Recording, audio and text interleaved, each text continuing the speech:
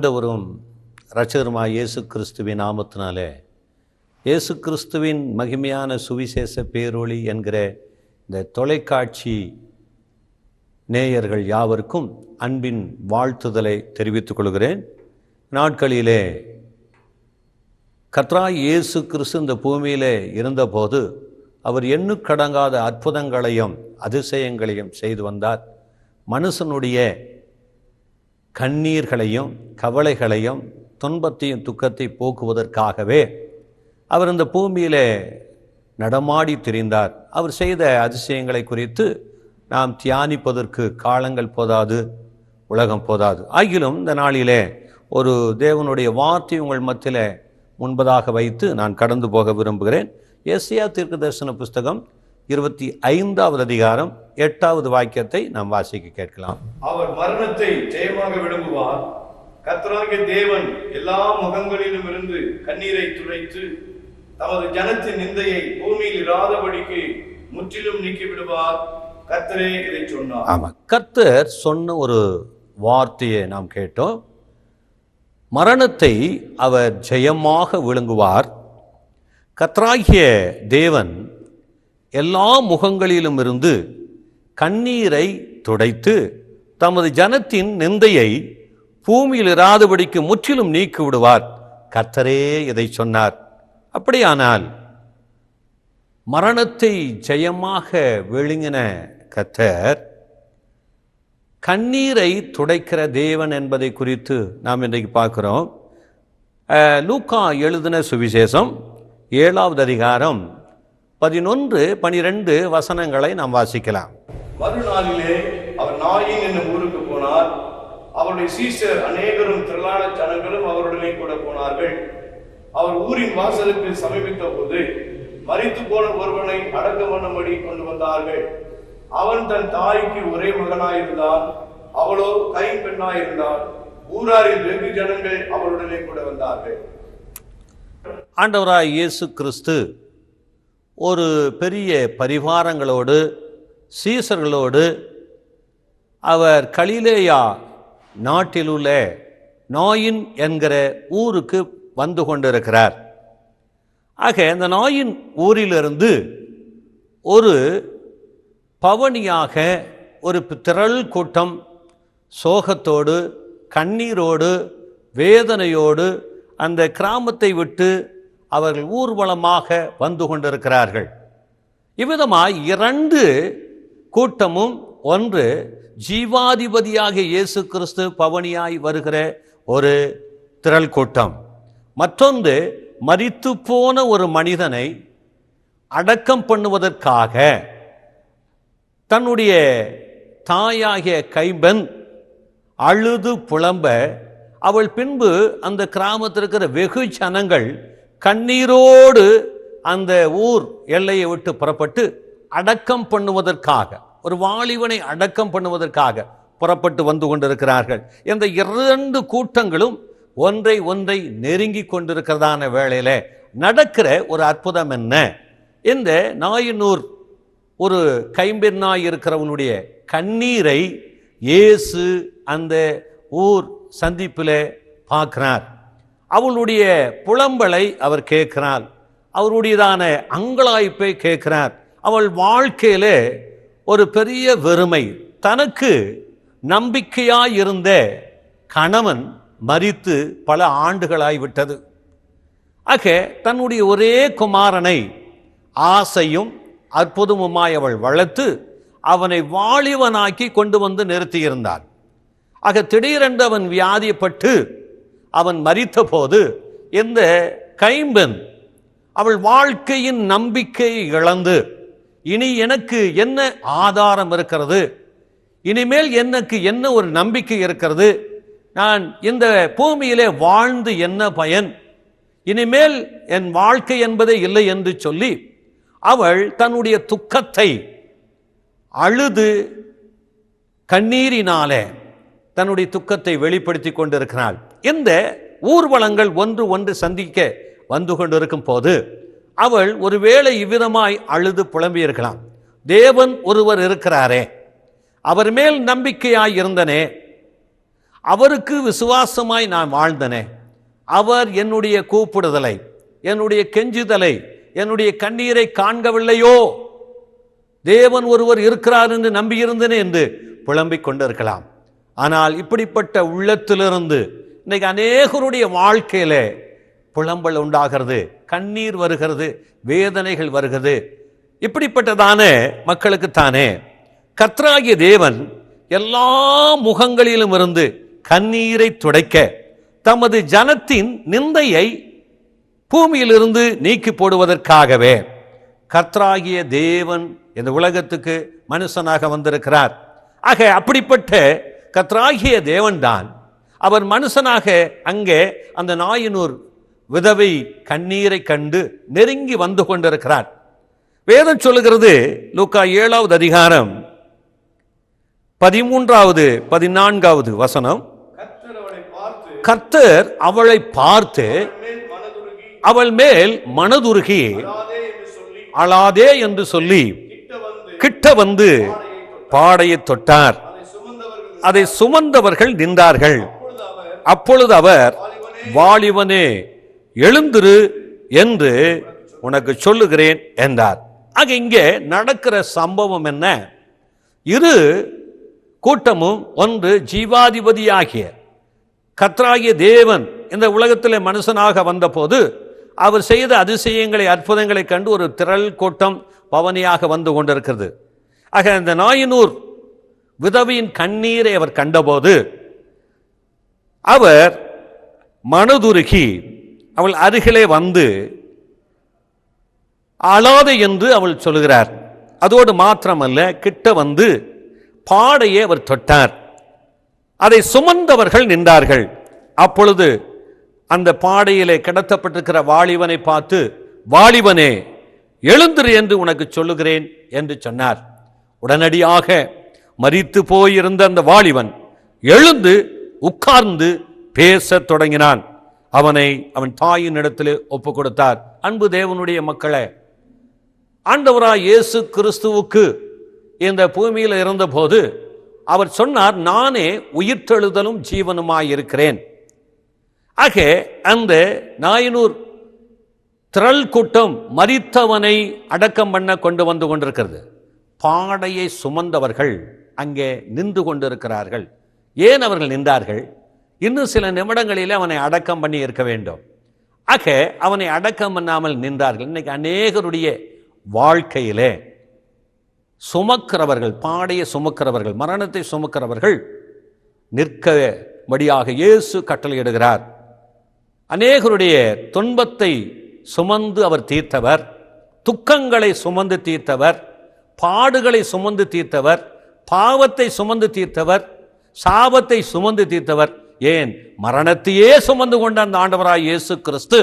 அன்பு தேவனுடைய பிள்ளைகளை, இன்றைக்கு ஒருவேளை இந்த உலகம் அந்த வாலிபனை போல குடி உனக்கு மரணத்துக்கு ஏதுவாய் கொண்டு போகலாம், அல்லது பயங்கரமான நஷ்டம் உன்னை மரணத்துக்கு ஏதுவாய் கொண்டு போகலாம். உன் சரீரத்தில் இருக்கிற வியாதியானது உன்னை பாடையிலே சுமந்து கொண்டு போவதை போல மரணத்துக்கு ஏதுவாய் கொண்டு போய் கொண்டிருக்கலாம். உன் வாழ்க்கையை முடித்து அடக்கம் பண்ணுவதற்காய் கொண்டு போகலாம், அல்லது பலவிதமான நஷ்டமான வாழ்க்கையை நீ சுமந்து கொண்டிருக்கலாம். இப்படிப்பட்டவர்கள் அருகில் தானே அந்த நாயினூர் விதவின் கண்ணீரை கண்ட ஆண்டவராய் இயேசு கிறிஸ்து உன் அருகிலே வந்து கொண்டிருக்கிறார். உன் கண்ணீரை அவர் காண்கிறார், உன்னை தொடும்படி வந்திருக்கிறார்.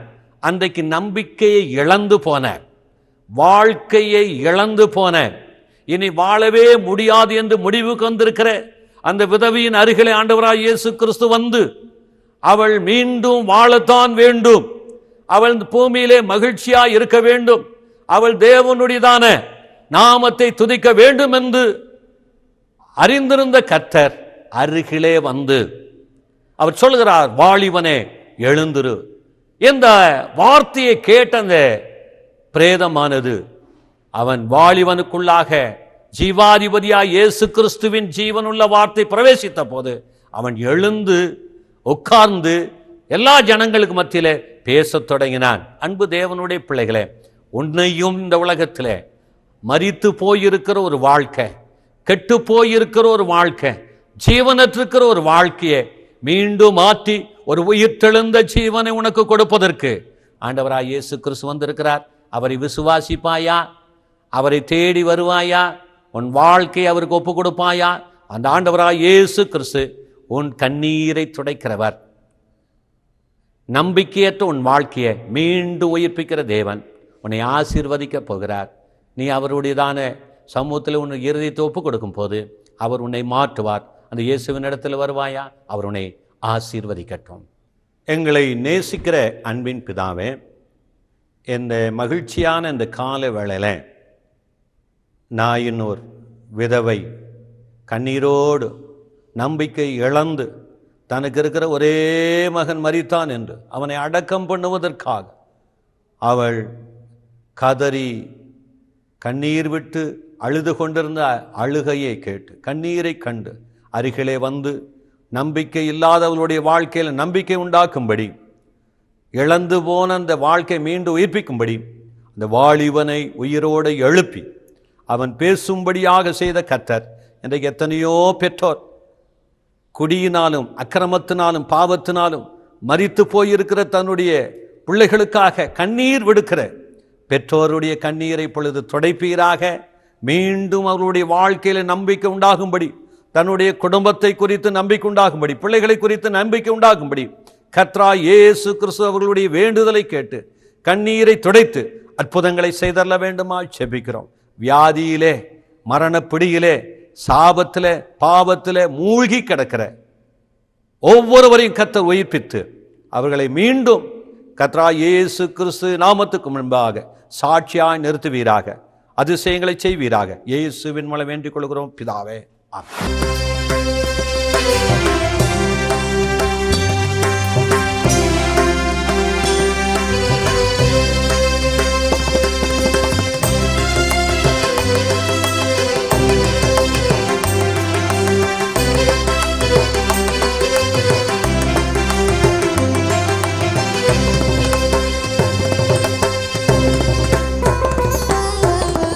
ஆதிப்பிதா குமாரன் ஆவித்ரேஜ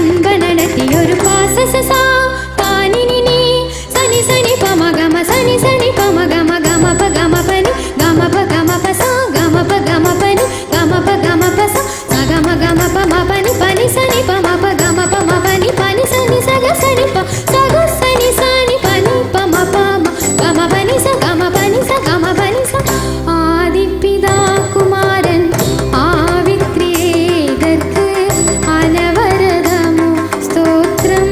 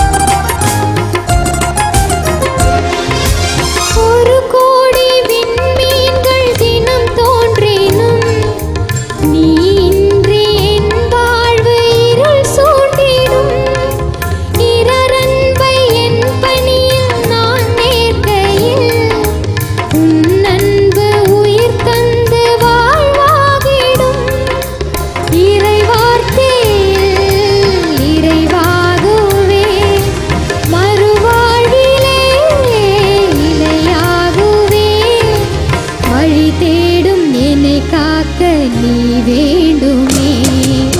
இறைவா இறைவா வருவாய் இங்கு, இதயம் அருகில் அமர்வாய் என்றே. இறைவா இறைவா வருவாய் இங்கு, இதயம் அருகில் அமர்வாய் என்றே. என் தேடல் நீ என் தெய்வமே, நீ இன்றி என் வாழ்வு நிறம் மாறுதே. உன்னை மனம் தேடுதே, நீ வழி காட்டுமே.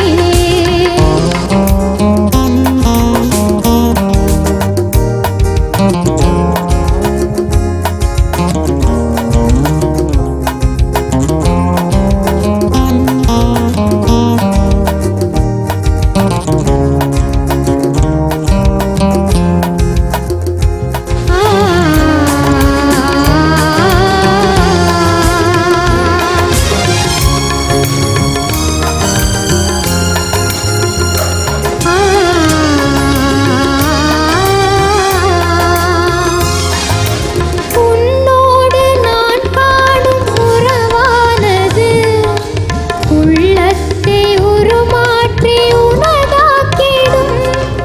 பலியான உனை நானும் தினம் நேர்க்கையில், எளியேனில் உன் வாழ்வு ஒளியாகிடும். உன் மீட்டலால் எனில் மாற்றல்கள், உன் தேடலால் எனில் ஆற்றல்கள். வழி தேடும் என்னை காக்க நீ வேண்டுமே. இறைவா இறைவா வருவாய் இங்கு, இதயம் அருகில் அமர்வாய் என்றே. இறைவா இறைவா வருவாய் என்றே, இதயம் அருகில் அமர்வாய் என்றே.